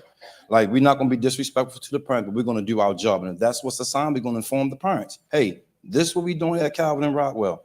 If you cannot apply as a parent, then you may have to find another school for your child to go to. Because we're not going to have one bad apple spoiling the whole bunch. We're not doing that. We're going to keep it that way. We're going to make sure that when they come in the morning, turn their phone in. We now got a hall policy. We do hall sweeps randomly every period. When we changing, we doing a hall sweep. We want them in the class. We want them doing what they need to do. Yes, Mr. Blair. Question. I heard everybody mention the cell phone. What are the repercussions for the parents if the parents tell their child, again, they're not your mother, they're not your father. I pay that cell phone bill. What are the repercussions on that? Actually, there are none. We can't struggle and fight with them. Because I'm going to tell you something, and I had a conversation with a parent before. Parents giving their children cell phones because they feel that their child's not safe in school. I had a student tell me, I don't feel safe in school. My mother wants me to have my cell phone. I tell them, listen, as long as I'm here, you safe. Mr. Lawson, listen, they not have. So when I called home, the parent said that. No, you're not taking this phone. If you need me, call me. And I got, my phone is the everything phone. I'm literally, I got to get another phone. Like, my phone has parents' numbers, content, resource in my phone. They not giving the phone. They're not doing it. So it's a struggle there. I'm pretty mad at the government for allowing it to happen in the first place. When I went to school, there wasn't no phone. How expensive and how about these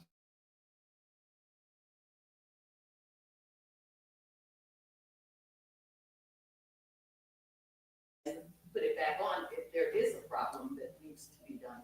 So my daughter mother showed me an app that she can actually she can actually control the phone, and we're trying to get the parents to get aboard. Well, that's another struggle. Do that around certain buildings. Yeah, they do. I'm up here on that. I'm from the, my mama gonna slap the best out of me era, but I'm also the grandparent of now 13. Okay. And I pay her cell phone bill, and I make her take her cell phone. Why?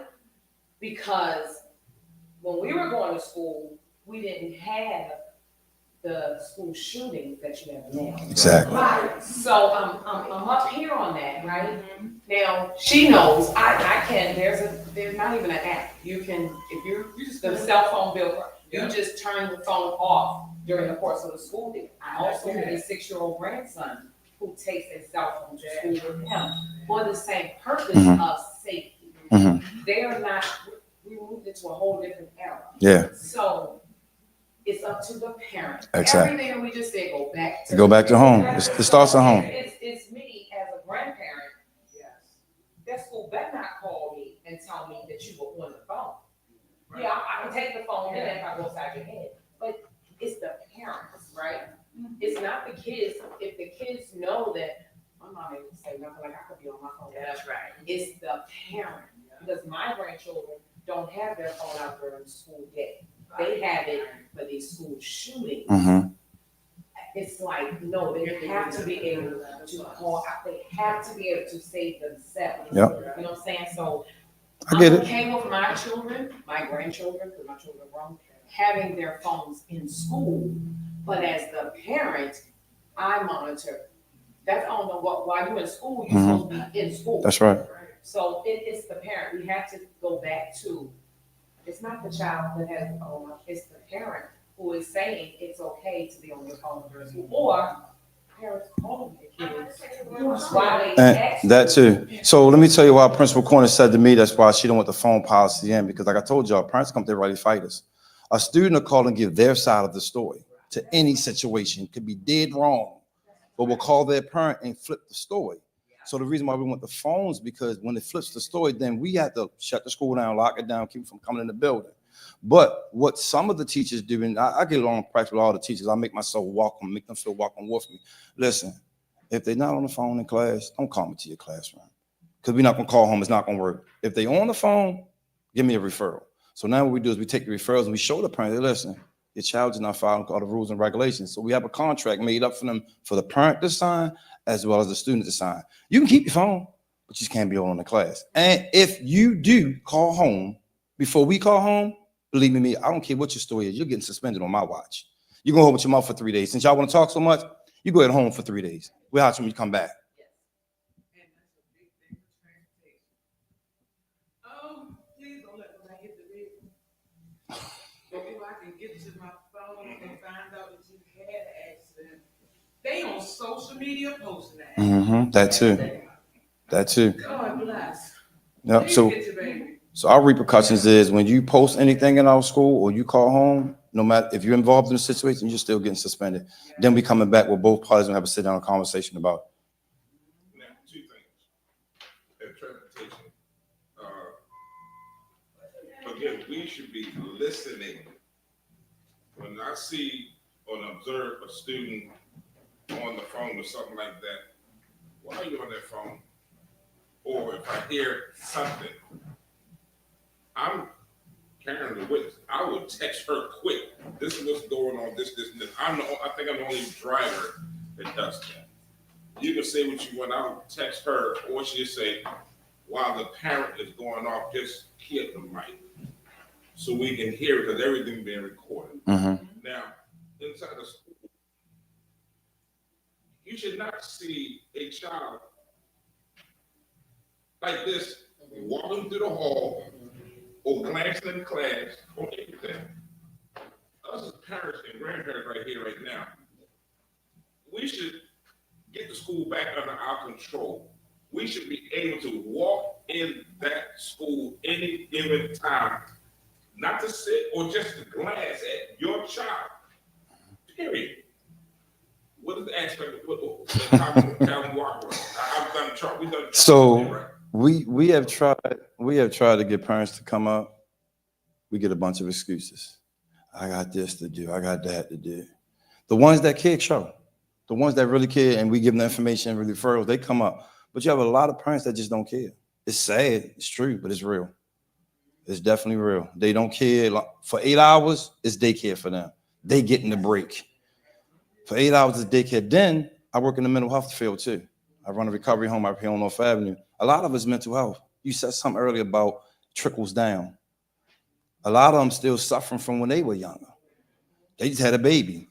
Oh, well, but they still suffer from abuse and things that they went through. So that's why they don't know how to control their kids. My mother had one time I got a mark on my head. I thought I was the man at Walbrook. I was cutting school, showing off, trying to impress, trying to be somebody I really wasn't. Being raised in Bishop Shorewell Church, First Apostolic, being raised in that church, we had a bunch of mothers, senior mothers, younger mothers. You got out of line. My grandma over there, McKinney had to be around. I would get smacked by the deacon's mother, the usher. It wouldn't even be a problem for it. It would happen. And I tell these things like, y'all don't understand. The upbringing I got is different. So it's like the parents, they are in a cycle where as though they don't care. They smoking weed, they drink, and they still trying to be young. So they give us our babies for 8 hours and expect us to handle everything. But then when we call, we make these decisions. Now they want to be mad at us. So. I'm from Philadelphia. Hi, my name is Lisa.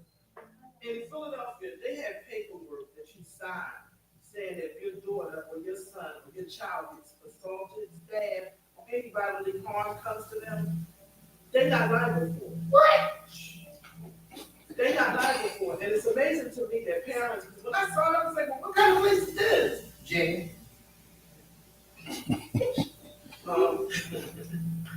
When I first come, I was afraid.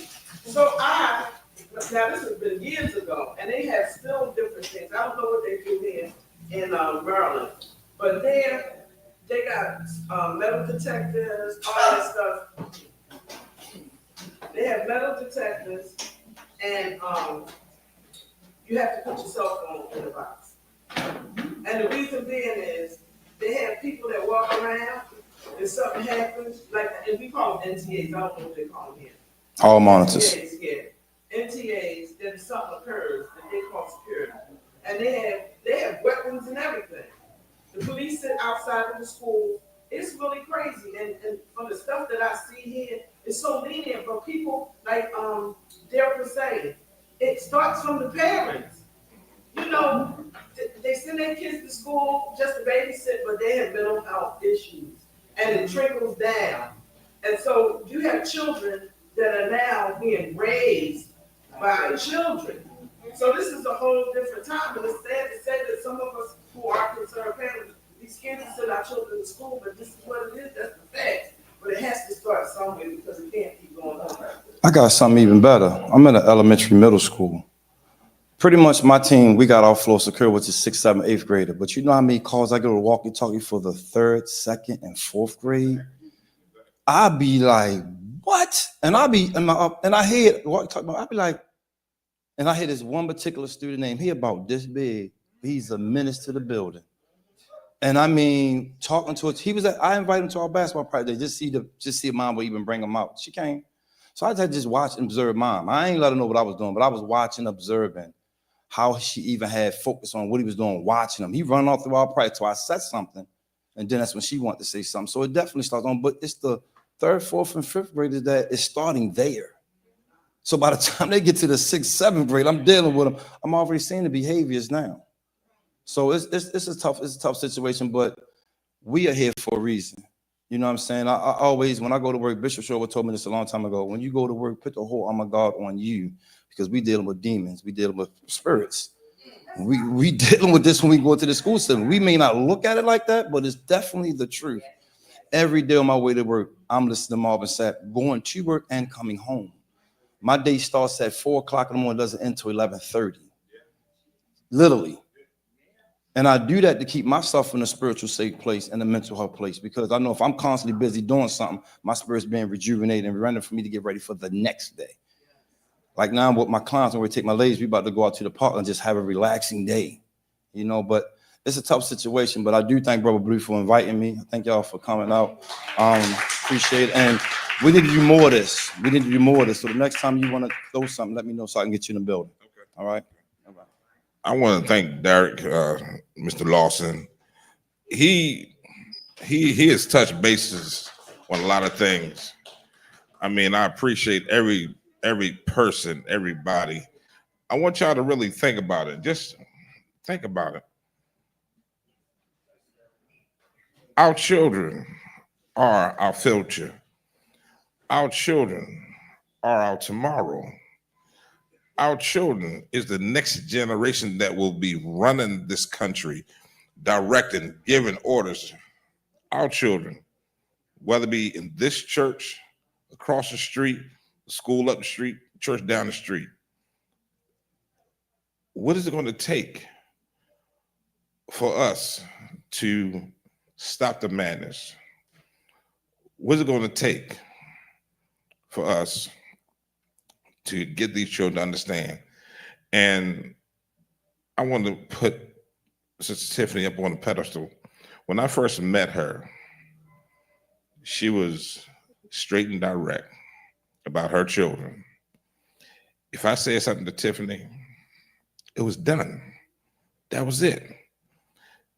They kept hearing about Mr. Blue, so when Deacon Scott came up, only thing he couldn't stand, I didn't have an Orioles hat on. That's how I got in trouble with him. Then Robbie came up. Y'all know how Robbie, he laid back. But I appreciate being in their life that their parents wanted to meet. Who's Mr. Blue? And I appreciate it. Then when there was an incident, God bless Tiffany, something happened in the school. I was at the door because Tiffany was walking, no pocketbook, no hair done, her just Tiffany. All she said, "Where's my child?" I said, "Downstairs." "Mr. Blue, let's go." Didn't stop to talk to administrator, nothing. So we went downstairs. Tiffany looked at me, "Give me your belt." I said, "My pants gonna fall down." So I gave her my belt. She grabbed her child, went in the bathroom, and had prayer meeting. The white people came out. What is that noise? Prayer. Who's praying? A mother. Who's she praying for? Her child. And when she came out the bathroom, she said, "Here's your belt. God bless you. Have a nice day." She didn't try to get a Kleenex or nothing. Went out the building. Only thing I could do was go to class. That was it. Where are the parents like that now? I'm not saying we got to do that, but I'm saying we got to do something. It's in the churches, it's in the schools, it's everywhere. Don't you say nothing to my child. "Oh, can you give my child this?" Don't you say nothing to my son. "Can you give my child that?" How do you expect me to reward when there's conflicts? It's just like what the Spirit of the Lord just told me this. We're constantly on this altar. God, give me, God, give me, God, give me. And all he asks you to do is walk down the aisle, give me your heart. And we don't do it. But we want every kind of blessing there is again. Hello. I don't understand. How can we keep the legacy of life going for our young Black community that Martin Luther King, Sojourner Truth, and all other great Blacks have died and struggled for if our Black boys are just all they want to do is stand on the corner? When I was coming down the street, Sister Rivers said, "Blue, what's wrong?" I was focusing on this and I was looking at the corners. It's 10 o'clock in the morning. There's 7 Black males on the corner, sitting on the phone, just driving. There's some more. There's some more. But then I seen some Latinos. Know what they doing? Working, putting buildings together, doing landscaping, doing everything. Where are our children? What are we teaching our children? So Tiffany, I need you just come and give them your expertise, because know what? She started to see and look at the results. Look at the results of this young man here. You and Rob, y'all done the job, but know how they did it? This church at 574 Pressman Street, Holy Temple, this is a village. The village got us together. The village got her here. The village got my mind thinking better. And every time I try to do much, much better, even on my job, Karen, this is where I got it from, right here. This is what's making me change. This place right here. Them rocks and them saints coming down on here, praying for my black behind. Right here. Right here. And she's still doing it again. Because if I want her to come up here and have something to say, she will be frozen in that chair. I'm going to call a spade a spade. We got to find some kind of way to make a change. What is it going to take? And I hope everybody seeing me out there, I'm saying it plain and simple. What is it going to take? Matter of fact, I'm going to do a little drill.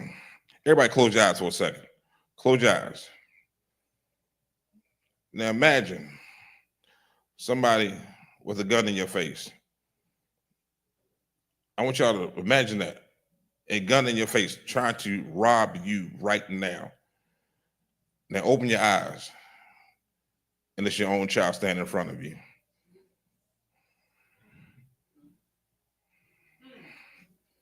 Your own child.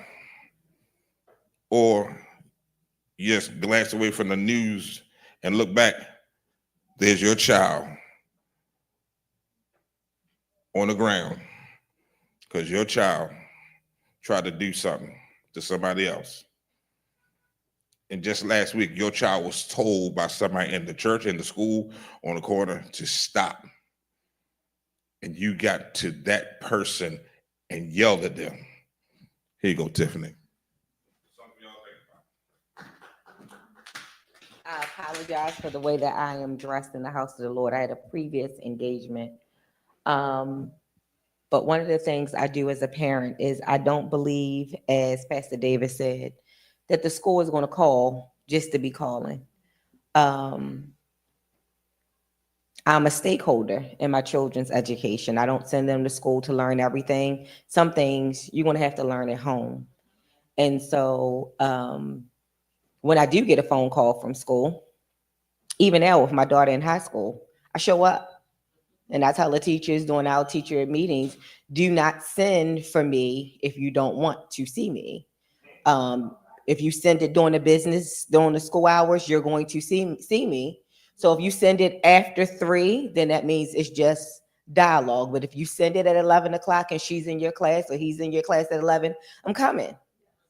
And when I'm coming, it is no need for a conversation. Because if you're emailing me, you're calling me, you're texting me, that means that you can't handle them.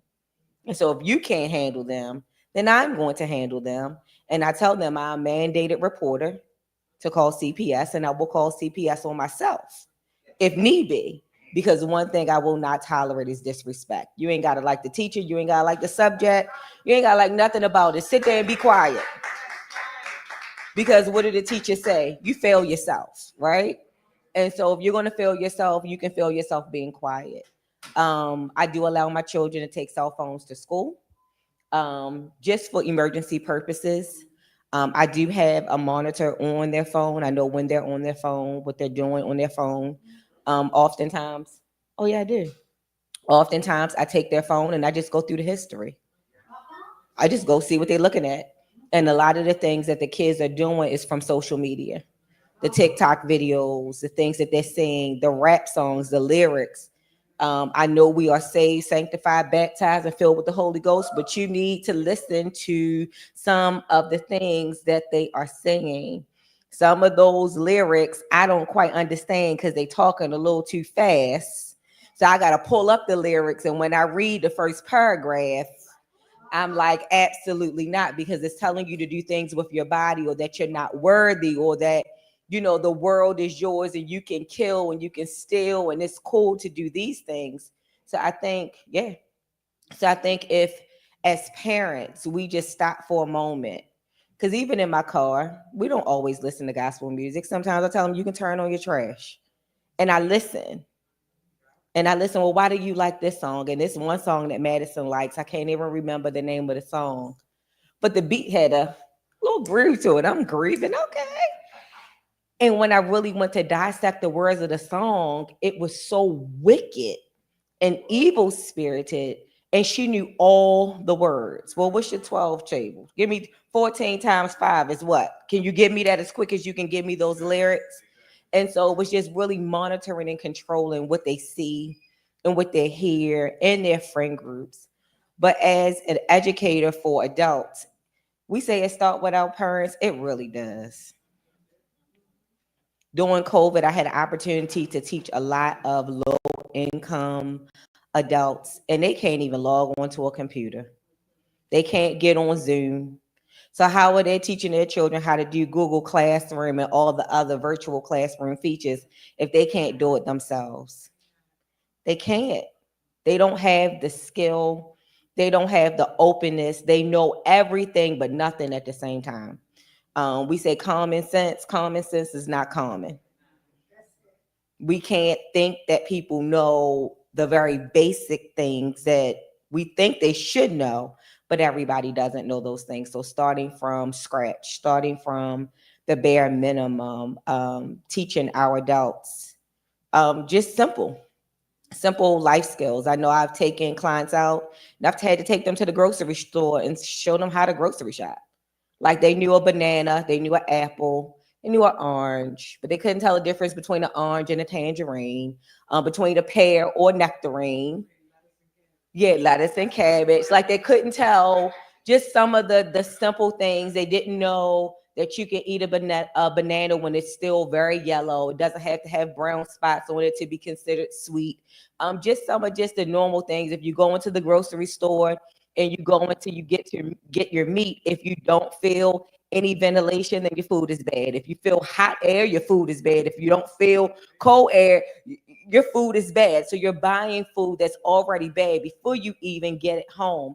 And so sometimes we're sitting here and we're talking about our kids, but it really starts with our adults. That baby boomer generation, we went through the AIDS epidemic, we went through the crack cocaine era, like all of that has changed the way the Generation X now raises their millennials and how the millennials raise Gen Zs.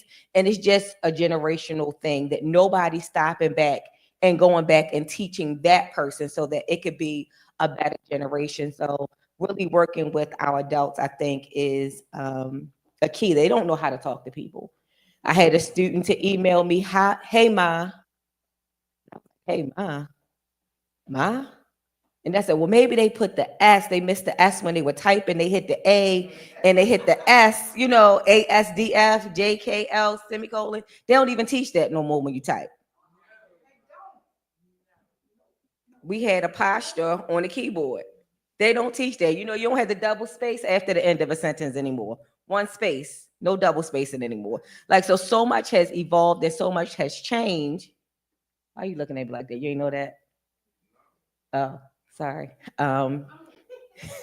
Yes, ma'am.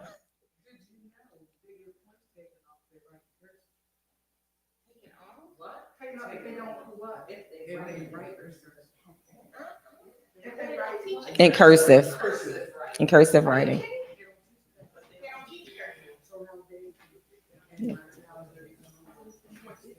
Yeah. Yeah. So I really think, yes, we need to instruct and give love and give grace to our young children, but we also need to give grace to some of our parents. They just don't know. Some of them are embarrassed to go up to school. It's not that they don't necessarily want to go, but what do they have? They got a pair of Crocs. They got mismatched socks. They don't have a bra. Dad is in prison. Like, they don't have what they feel is necessary or needed to go into the building. When I teach in-person class and we have to dress up, I have students that don't come to class that day because they don't feel like they have what they desire to have to just even show up. And so giving grace, extending love, I think is really what our generations need to become better. Yes, we can correct them, but are we correcting them with love? Are we giving them some grace? Are we giving them some brownie points for just showing up? Even if they show up late, because sometimes ain't nobody waking them up. Don't nobody care if they go to school or not.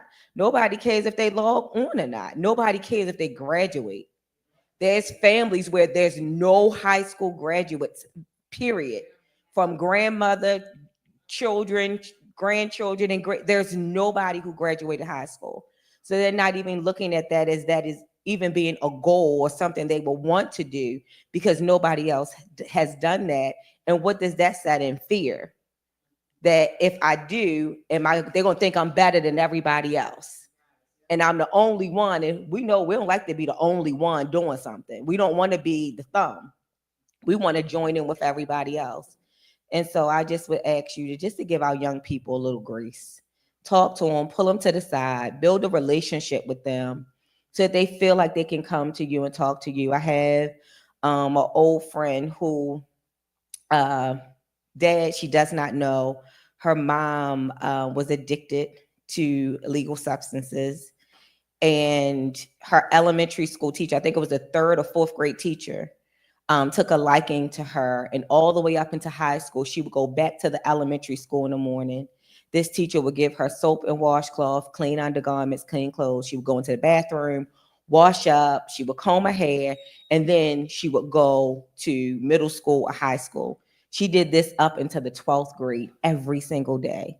This teacher would take her stuff home. She would wash it. She would buy her clothes. She would make sure she had every single day. Every single day. A teacher. Every single day. And when the teacher knew she wasn't going to be there, she left the stuff in a special space for her to retrieve because she knew she was living in abandonments. She didn't have anywhere to stay. She didn't have any clean clothes. Nobody cared but that one person. So if you can make that impression on one person, now this person has 3 kids, and she made sure all 3 of them have graduated from, 2. The last one is almost finished, have graduated from high school and had good jobs. And so just give grace, and where you can make an impact, do your best to make an impact. That's it. I appreciate each and every candidate or spokesperson, everyone that had something to say about our children.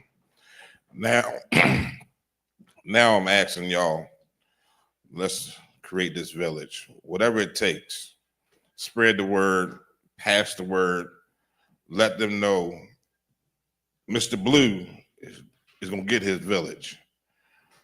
I'm going to get my village. Where's Pastor at? I want him to have closing remarks. Where's he at? Told him, come on in here. I just want Miss Nottingham Karen, I appreciate you being here till the end. You were phenomenal.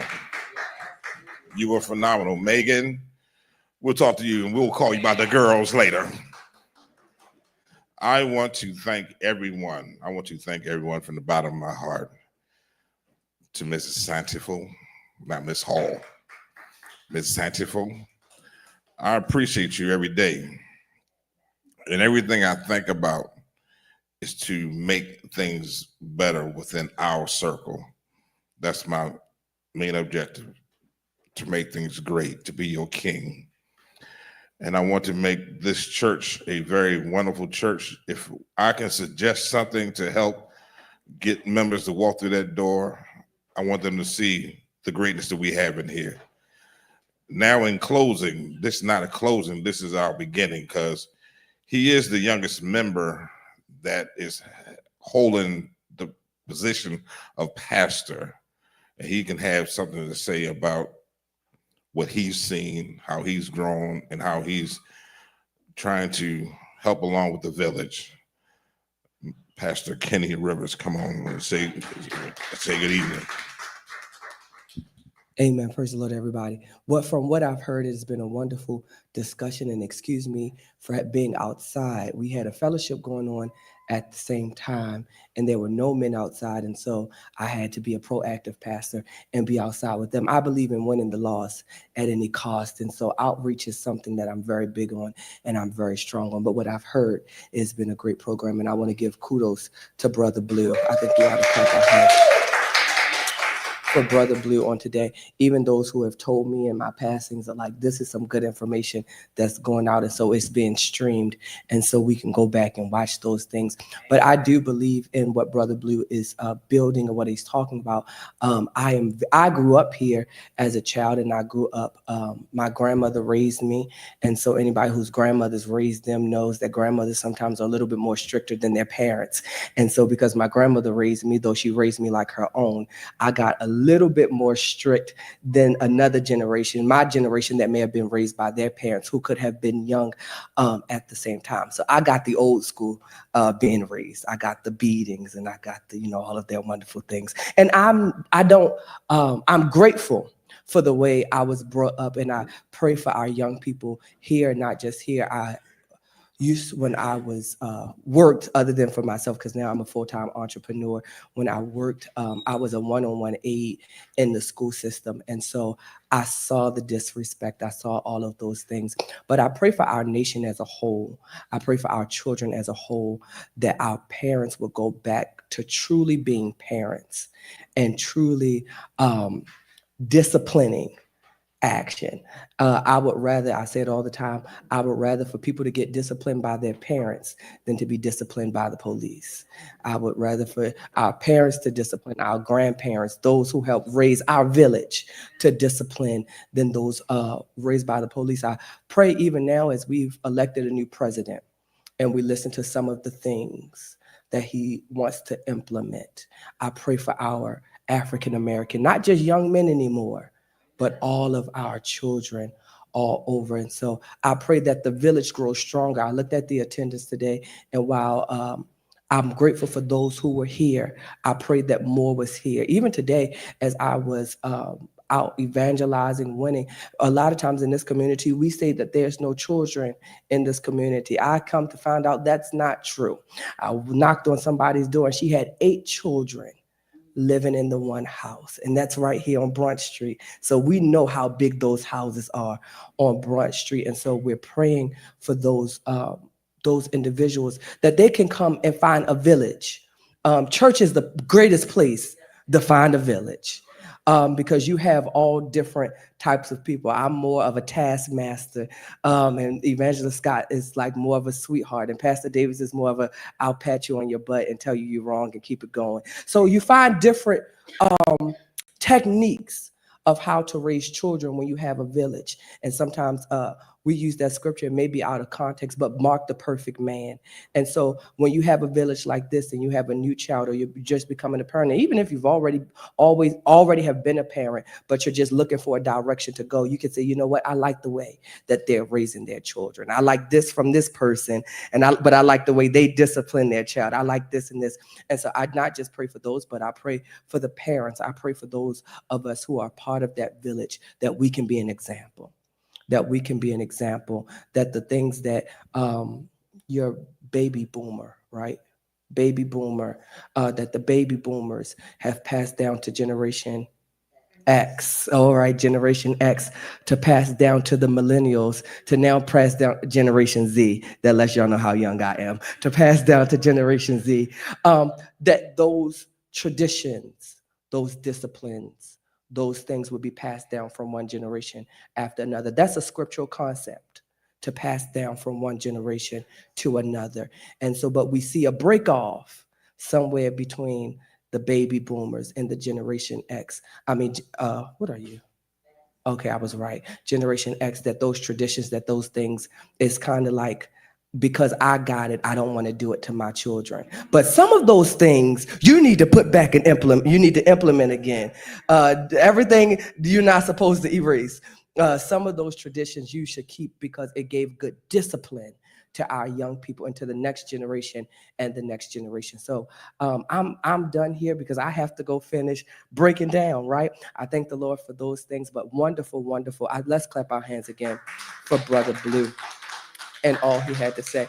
All right, so Brother Blue, I'm gonna take charge of your program now, right? All right, Brother Blue knows that's how I do. So we're gonna have we're gonna have remarks from you. We're done.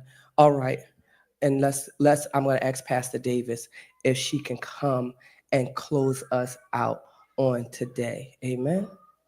And this is the one time, and I'll talk about it later. You know what I'm saying. I got it in my pocketbook. I did bring it. I forgot to put it on. Amen. Truly, I praise God for this wonderful seminar. It's a reminder that we have to do our parts if we want to produce good children that will turn into good adults. We can't be, you hear so many parents, I got my life to live. Well, you shouldn't have had kids if you only wanted to live your life. And once you have kids, now your responsibility, at least for the next 18 years, is to make them a priority. And so, I'm sorry that more of our younger parents that needed to hear this were not here, but we're going to pass it on, Brother Blue, so that they will feel the necessity to come out to these type of things. So we're going to stand and be dismissed. Tomorrow is our Men's Day, and we have 2 services. So if you are able, brother, to come out, and Sister Karen to come out tomorrow, we have a 11 a.m. service and a 3 p.m. service to join us for our Men's Day on tomorrow. Father God, we thank you for this opportunity to get together and see what we can